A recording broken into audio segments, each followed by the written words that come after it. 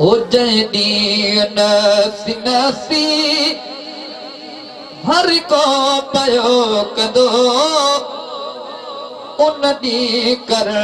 सुपारिश ईंदो नबी मिठो जेके महबूब जी शफाअत में यकीन आए हथ मदे करे जे सुभान अल्लाह। ओ जैनी नसी नसी हर को पयो कदो उन दी कर सुपारिश ईंदो नबी मिठो हाँ उन दी कर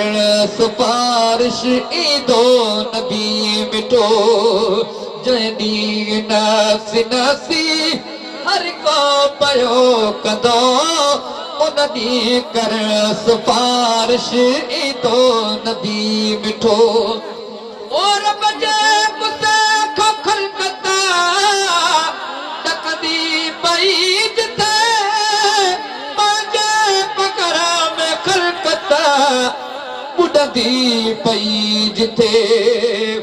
और बजे कुसे खोखल कता तकदी पई जिते बजे पकड़ा में खलकता कदी पई जिथे 50,000 साल जो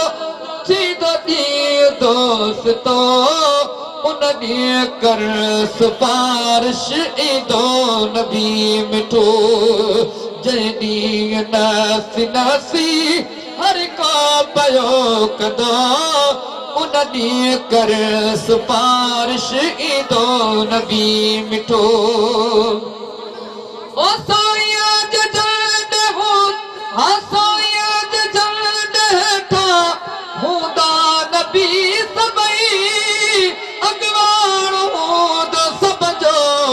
मोजो मिठो नबी ओ सोया जल्द था हुदा नबी सबई अगवार हो दो सब जो मोजो मिठो नबी रब जे अॻियां शपाले झुकंदो सजण सचो उन दी कर सुपारिश ईंदो नबी मिठो हाँ उन दी कर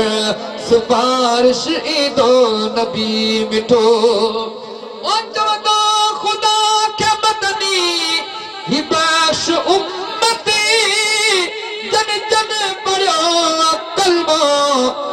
करतल के जन्नती ओ चौदह खुदा के मदनी हिबाश उम्मती